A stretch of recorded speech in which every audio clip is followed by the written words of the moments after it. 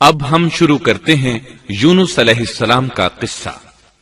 یونس علیہ السلام ایک عظیم اور کریم نبی تھے۔ ان کا قصہ قرآن کریم میں ایک انوکھا قصہ ہے۔ آپ کے والد کا نام متا تھا اور آپ سیدنا ابراہیم علیہ السلام کی نسل سے تھے۔ آپ کا ایک نام ذوالنون بھی ہے، یعنی مچھلی والے۔ النون کا مطلب ہے مچھلی۔ اسی طرح آپ کو صاحب الحوت بھی کہا جاتا ہے۔ اللہ تعالیٰ نے آپ کو ان سب ناموں سے پکارا ہے۔ آپ کو ایک عظیم بستی کی طرف مبعوث کیا گیا۔ اس بستی کا نام نینوا تھا۔ یہ عراق کے شمال میں واقع تھی، موصل کے بالمقابل تھی۔ ان دونوں کے درمیان دریائے دجلہ واقع تھا۔ موصل دریائے دجلہ کے کنارے واقع تھا، جبکہ اس کے بالکل سامنے نینوا کی بستی تھی۔ امام ابن کثیر رحمت اللہ علیہ نے نینوا کے بارے میں اور ان آثار و باقیات کے بارے میں لکھا ہے جو ان کے زمانے میں موجود تھیں۔ وہاں کچھ بت تھے جو اوندھے منہ گرے پڑے تھے۔ اللہ تبارک و تعالی نے یونس علیہ السلام کو نینوا کی طرف رسول بنا کر بھیجا۔ سورۃ الصافات آیت 139 میں ہے، اور بے شک یونس رسولوں میں سے تھے۔ آگے اللہ آیت 147 میں فرماتے ہیں، اور ہم نے اسے 1,00,000 بلکہ اور زیادہ آدمیوں کی طرف بھیجا۔ یعنی ان کی تعداد 1,00,000 سے زیادہ تھی۔ رہا یہ سوال کہ لاکھ سے کتنے زیادہ تھے، اکثر علماء کرام نے وضاحت کی ہے کہ وہ 1,00,000 سے قریباً 20,000 زیادہ تھے۔ اس طرح بستی والوں کی تعداد 1,20,000 تھی، اور یہ سب کے سب کفر پر تھے۔ یونس علیہ السلام انہیں سال ہر سال دعوت دیتے رہے، لیکن وہ اپنے کفر ہی پر ڈٹے رہے۔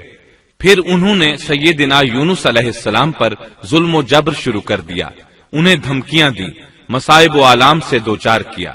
مطلب یہ کہ جس طرح دوسرے انبیاء کرام کے ساتھ کیا گیا، ان کے ساتھ بھی وہی سلوک ہوا۔ آخر آپ نے اپنی قوم کو اللہ کے عذاب سے آگاہ کرتے ہوئے اعلان فرما دیا کہ فلاں دن تم پر عذاب آ جائے گا۔ پھر خود غصے کی حالت میں اس بستی سے نکل گئے، جبکہ اللہ تعالیٰ نے انہیں متعین دن کی مہلت دینے کی اجازت تو دی تھی، لیکن اس بستی سے نکل جانے کا حکم نہیں دیا تھا۔ جب آپ نے انہیں یہ مہلت سنائی تو خود غصے کی حالت میں بستی سے نکل گئے۔ سورہ انبیاء آیت 87 میں اللہ تعالیٰ فرماتے ہیں، مچھلی والے کو یاد کرو جبکہ وہ غصے سے چل دیا اور خیال کیا کہ ہم اسے نہ پکڑ سکیں گے۔ اس آیت کی تفسیر میں امام رازی رحمہ اللہ لکھتے ہیں، جس نے یہ گمان کیا کہ اللہ تعالیٰ اسے پکڑنے کی قدرت نہیں رکھتا، وہ آدمی کافر ہے۔ سیدنا امیر معاویہ رضی اللہ عنہ سے روایت ہے، انہوں نے سیدنا ابن عباس رضی اللہ عنہما سے کہا، آج رات قرآن کریم کی چند آیات کے معانی میں الجھ کر رہ گیا ہوں۔ مجھے کوئی راستہ سجھائی نہیں دے رہا کہ اس الجھن سے کس طرح نکلوں۔ مجھے بس آپ ایسے نظر آتے ہیں جو ان آیات کا مطلب بتا سکتے ہیں۔ کم از کم میں ان آیات کی تفسیر اور تعبیر نہیں سمجھ سکا۔ ابن عباس رضی اللہ عنہما نے پوچھا، وہ کون سی آیات ہیں؟ سیدنا امیر معاویہ رضی اللہ عنہ کہنے لگے، یونس علیہ السلام کا یہ خیال کرنا کہ اللہ تعالیٰ ان پر قدرت نہیں رکھتے۔ یہ سن کر سیدنا ابن عباس رضی اللہ عنہما نے فرمایا، اس سے مراد یہ نہیں۔ یہ لفظ قدر یہاں تنگی کے معنی میں آیا ہے، قدرت اور طاقت رکھنے کے معنی میں نہیں۔ اللہ تعالیٰ نے قدر بمعنی تنگی اور قدر بمعنی قدرت دونوں کا استعمال کیا ہے۔ تنگی کے معنی کی مثال سورۃ الطلاق آیت نمبر 7 میں ہے، اور جس پر اس کے رزق کی تنگی کی گئی ہو، اسے چاہیے کہ جو کچھ اللہ تعالیٰ نے اسے دے رکھا ہے اسی میں سے اپنی حیثیت کے مطابق دے۔ تو اس آیت میں بھی یہی معنی مراد ہے کہ انہوں نے گمان کر لیا ہم ان پر تنگی نہیں کریں گے، یعنی ان کا خیال یہ تھا کہ اگرچہ وہ اللہ تعالیٰ کی اجازت کے بغیر نکل کھڑے ہوئے ہیں، پھر بھی اللہ ان پر تنگی نہیں کریں گے، کیونکہ وہ اللہ کے ایک معزز نبی اور رسول ہیں، اور ان کی قوم کے لوگ اللہ کی گرفت اور اس کے عذاب کے مستحق ہیں۔ انہی پر اللہ کا عذاب نازل ہونے والا ہے۔ اس عذاب کی خبر انہیں پہلے ہی سنا دی گئی ہے اور مہلت دے دی گئی ہے، مگر وہ خود اگرچہ اللہ کی اجازت کے بغیر ہی چلے آئے ہیں، پھر بھی انہیں سرزنش نہیں کی جائے گی اور وہ کسی گرفت میں نہیں آئیں گے۔ اللہ تعالیٰ ان کے لیے کوئی تنگی نہیں فرمائیں گے۔ اللہ تعالیٰ سورۃ الانبیاء آیت 87 میں فرماتے ہیں، اس نے خیال کیا کہ ہم اسے پکڑ نہیں سکیں گے۔ مطلب یہ کہ ہم انہیں کوئی سزا نہیں کریں گے اور ان پر کسی طرح کی تنگی نہیں کریں گے، اور وہ سمندر کی طرف چل دیے۔ انہی دنوں میں عذاب الہی کی کچھ علامات نینوا بستی پر ظاہر ہونا شروع ہو گئیں۔ ایک بہت بڑا سیاہ بادل ان کی طرف بڑھنے لگا۔ اس بادل میں آگ کے شعلے دکھائی دینے لگے۔ ان لوگوں نے یہ بادل ان متعین دنوں میں سے پہلے ہی دن دیکھ لیا۔ اس کو دیکھتے ہی وہ سمجھ گئے کہ جس طرح سیدنا یونس علیہ السلام نے انہیں آگاہ کیا تھا، یہ عذاب ان پر نازل ہو کر رہے گا، اور جو عذاب سیدنا لوط علیہ السلام کی قوم پر آیا تھا وہ اس کے بارے میں بھی اچھی طرح جانتے تھے۔ وہ بستی ان کی بستی کے قریب ہی تھی، اس لیے وہ ڈر گئے۔ ان کے سردار جمع ہوئے اور کہنے لگے، جیسے تم سے پہلے لوگوں پر عذاب اترا کرتے تھے، تم پر بھی یہ نازل ہو کر رہے گا، جلدی کرو، سب جمع ہو جاؤ۔ چنانچہ انہوں نے اس بات پر اتفاق کر لیا کہ سیدنا یونس علیہ السلام نے بالکل سچ فرمایا تھا۔ اللہ کی قسم، یہ بالکل وہی عذاب ہے، تم اللہ کے عذاب سے نجات نہیں پا سکو گے۔ اس سے بچنے کی ایک ہی صورت ہے کہ تم ایمان لے آؤ اور توبہ کر لو۔ اس طرح وہ سب کے سب ایمان لے آئے، لیکن سیدنا یونس علیہ السلام وہاں موجود نہیں تھے۔ ان کی عدم موجودگی میں یہ سب کے سب یعنی 1,20,000 افراد ایمان لے آئے۔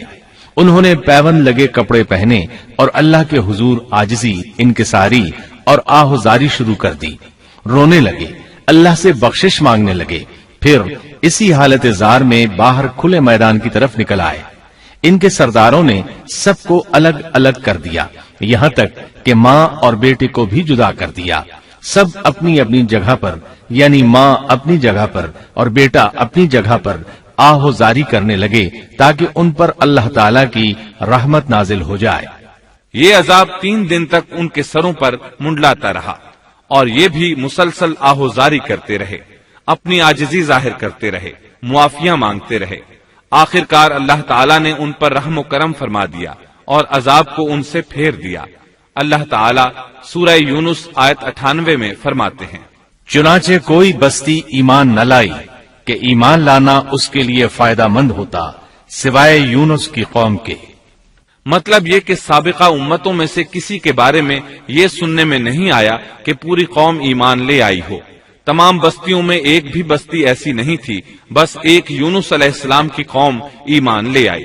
اللہ تعالیٰ سورہ یونس آیت 98 میں فرماتے ہیں، جب وہ ایمان لے آئے تو ہم نے رسوائی کے عذاب کو دنیاوی زندگی میں ان پر سے ٹال دیا اور ان کو ایک وقت تک کے لیے زندگی سے فائدہ اٹھانے کا موقع دیا۔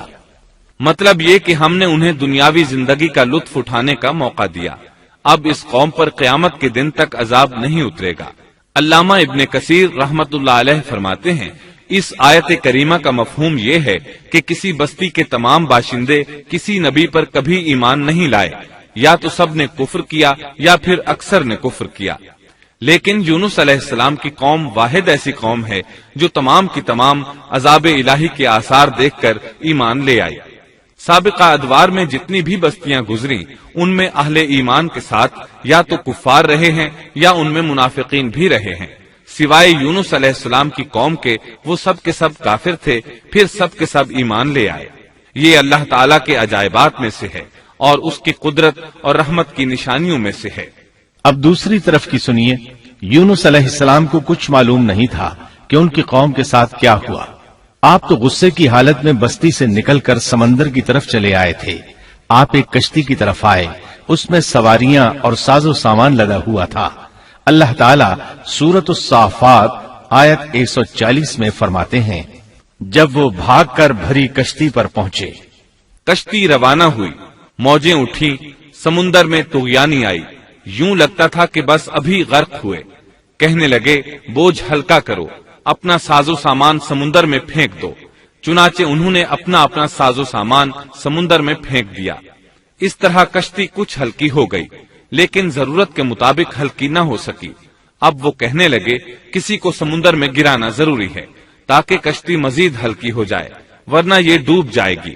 جلدی کرو، قرا ڈالو۔ जिसके नाम का कुरा निकलता जाए उसे समुन्दर में गिराते जाओ और बार बार ये अमल दोहराते जाओ यहाँ तक कि कश्ती हल्की हो जाए। चुनाचे कुरा डाला गया। सबसे पहले यूनुस अलैहिस्सलाम का नाम निकला।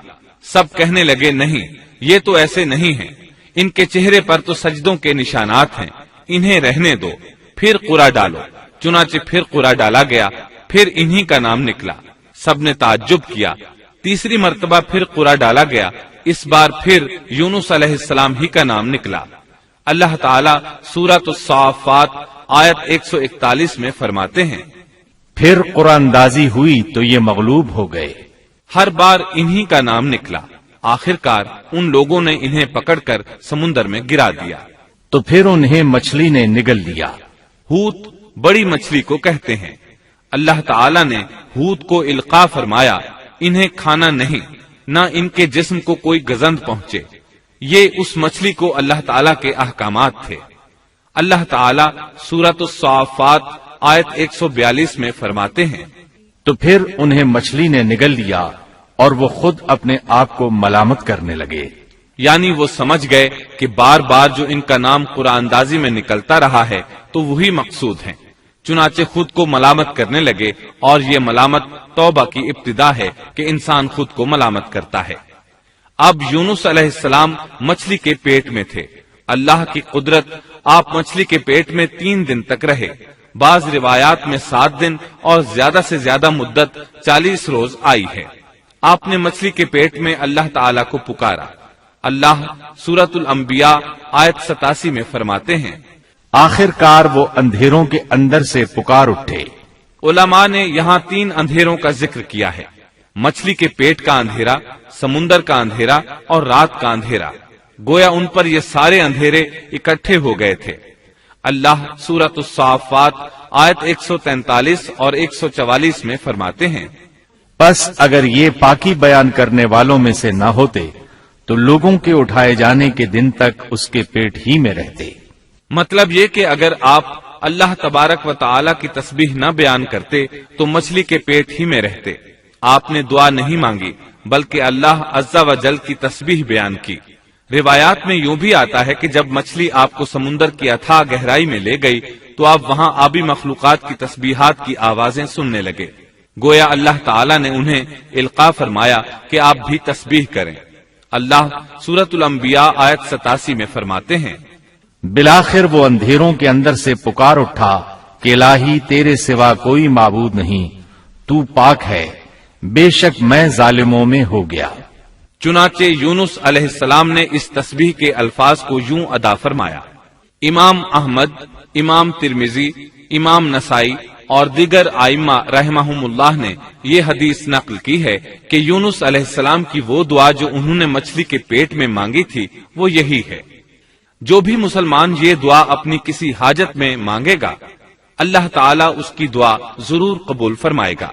ये दुआए मुस्तजाब है, मकबूल दुआओं में से है। इसी दुआ के बाद अल्लाह ताला ने यूनुस अलैहिस्सलाम को उस परेशानी से नजात अता फरमाई। अल्लाह सूरतुल अंबिया आयत 88 में फरमाते हैं, तो हमने उसकी पुकार सुन ली और उसे गम से नजात दे दी और हम ईमान वालों को इसी तरह बचा लिया करते हैं। एक सहाबी ने नबी करीम सल्लल्लाहु अलैहि वसल्लम से पूछा, ए अल्लाह के रसूल सल्लल्लाहु अलैहि वसल्लम, यूनुस अलैहिस्सलाम ने जो दुआ मछली के पेट में मांगी क्या वो सिर्फ उन्हीं के लिए थी या उनके बाद अहले ईमान के लिए भी है? तो आपने फरमाया, ये दुआ यूनुस अलैहिस्सलाम के लिए खास थी और सब अहले ईमान के लिए आम है। क्या तुमने अल्लाह ताला का ये फरमान नहीं सुना? और हम ईमान वालों को इसी तरह बचा लिया करते हैं। जो भी इस दुआ को पढ़ेगा अल्लाह उसे रंजो गम से नजात देंगे। एक कौल के मुताबिक तकरीबन 40 रोज आपकी शब व रोज यही दुआ रही। इस मुद्दत के खत्म होने पर अल्लाह ताला ने आपकी दुआ को कबूलियत बख्शी। मछली साहिल पर पहुंची, उन्हें किनारे पर डाला और वापस चली गई। इस बात को अल्लाह ताला ने सूरत अस्साफ़ात आयत 145 में यूं बयान फरमाया है, बस उसे हमने चटियल मैदान में डाल दिया और वो उस वक्त बीमार थे। आप वहां इसी तरह लेटे रहे। फिर अल्लाह की कुदरत से आपके करीब एक बेलदार दरख्त उगा। جیسا کہ سورۃ الصافات آیت 146 میں ہے۔ اور اس پر سایہ کرنے والا ایک بیلدار درخت ہم نے اگا دیا۔ اس کدو کے درخت کے متعلق مورخین کا کہنا ہے کہ اللہ تعالیٰ نے اس درخت کا انتخاب اس لیے فرمایا تھا کہ اس درخت کے پتے چوڑے ہوتے ہیں، ان کے سائے میں انہیں ڈھانپ دیا گیا تاکہ ہوا سے اذیت نہ پہنچے، اس لیے کہ ان کے جسم سے جلد اتر گئی تھی۔ پھر اس درخت سے خوشکن خوشبو بھی آتی تھی، اس خوشبو نے انہیں فرحت بخشی۔ پھر کدو کی خوشبو میں ایک خصوصیت یہ تھی کہ حشرات الارض کو دور رکھتی ہے۔ اللہ تعالیٰ نے انہی خصوصیات کی وجہ سے اس بیلدار درخت کا انتخاب فرمایا تھا تاکہ آپ ہر طرح کی تکلیف سے محفوظ رہیں۔ یہ ہے اللہ کی قدرت، سبحان اللہ۔ اسی طرح مفسرین یہ بھی کہتے ہیں کہ اللہ تعالیٰ نے ان کے پاس ایک پہاڑی بکری بھیج دی، وہ آپ کے قریب آتی اور آپ کے سر کے اوپر اپنی ٹانگیں پھیلائے کھڑی ہو جاتی، اس طرح اس کے تھن آپ کے منہ میں چلے آتے اور آپ ان سے خواہش کے مطابق دودھ پیتے۔ یہ تھا آپ کا کھانا اور پینا۔ رفتہ رفتہ آپ کی حالت بہتر ہو گئی، توانا اور تندرست ہو گئے، پھر آپ اٹھنے کے قابل ہو گئے، اور یہ سب اللہ تعالیٰ کی مہربانی سے ہوا۔ جب آپ کی صحت لوٹ آئی تو اللہ تعالیٰ نے آپ کو پھر آپ کی قوم کی طرف بھیجا، جیسا کہ سورۃ الصافات آیت 148 میں ہے۔ اور ہم نے اسے 1,00,000 بلکہ اور زیادہ آدمیوں کی طرف بھیجا، پس وہ ایمان لے آئے اور ہم نے انہیں ایک زمانے تک عیش و عشرت دی۔ وہ سب کے سب آپ پر ایمان لے آئے تھے۔ اللہ تعالیٰ نے اس قصے کے ذریعے نبی کریم صلی اللہ علیہ وسلم کو اشارہ فرمایا ہے کہ دعوت دیتے ہوئے اکتانا نہیں۔ اللہ سورۃ القلم آیت 48 میں فرماتے ہیں، اور مچھلی والے کی طرح نہ ہو جائیے۔ ان لوگوں کو دعوت حق دیتے رہیے، دیکھیے وہ سال ہر سال دعوت دیتے رہے لیکن اکتائے نہیں، ان سے مایوس نہیں ہوئے۔ ان کی پوری بستی میں سے ایک بھی ان پر ایمان نہیں لایا تھا، لیکن جب ان سے مایوس ہو گئے تو انہیں اللہ کے عذاب سے آگاہ کر دیا اور منہ پھیر کر چل دیے تو وہ سب کے سب ایمان لے آئے۔ اللہ تعالی سورۃ القصص آیت 56 میں فرماتے ہیں، آپ جسے چاہیں ہدایت نہیں دے سکتے، بلکہ اللہ تعالیٰ ہی جسے چاہتا ہے ہدایت دیتا ہے۔ اس قصے میں بہت بڑا سبق ہے کہ کسی بھی حالت میں اللہ کی رحمت سے مایوس نہیں ہونا چاہیے اور نہ ہدایت کے معاملے میں اپنی ذات پر بھروسہ کرنا چاہیے۔ ہدایت تو بس صرف اللہ تعالیٰ ہی کی طرف سے ہے، آپ کے ذمے تو پیغام حق پہنچا دینا ہے۔ اللہ سبحانہ و تعالیٰ کے ذمے ہدایت سے نوازنا ہے۔ اللہ تعالیٰ نے انہیں پاک صاف بنا دیا، انہیں چن لیا۔ اللہ خود ہی سورۃ القلم آیت 50 میں وضاحت فرماتے ہیں، اسے اس کے رب نے پھر نوازا اور اسے نیک لوگوں میں کر دیا۔ امام مسلم نے ایک حدیث روایت کی ہے کہ نبی کریم صلی اللہ علیہ وسلم نے فرمایا، تم میں سے کوئی شخص ہرگز یہ نہ کہے کہ میں یعنی محمد یونس بن متا سے بہتر ہوں، یعنی یوں نہ کہے کہ میں سیدنا یونس علیہ السلام سے افضل ہوں، وہ اس طرح کہ وہ تو اپنی قوم کے ایمان لانے سے مایوس ہو گئے تھے اور میں مایوس نہیں ہوں۔ اس طرح بالکل نہ کہے، کیونکہ بالآخر اللہ تعالیٰ نے آپ کو چن لیا اور برگزیدہ بنا لیا اور صالحین میں داخل کر لیا۔ اس واقعے میں نبی کریم صلی اللہ علیہ وسلم کو جو ہدایت دی گئی ہے اس کا ذکر سورۃ القلم آیت 41 میں آتا ہے، پس تو اپنے رب کے حکم کا صبر سے انتظار کر اور مچھلی والے کی طرح نہ ہو جا۔ مطلب یہ کہ یونس علیہ السلام کی مانند نہ ہو جائیے جو اپنی قوم کے ایمان لانے سے مایوس ہو گئے تھے۔ یقیناً دین کی دعوت اور حق کے پرچار میں یہ بہت عظیم سبق ہے کہ دائی اللہ کو کبھی مایوس نہیں ہونا چاہیے۔ یونس علیہ السلام کا قصہ ختم ہوا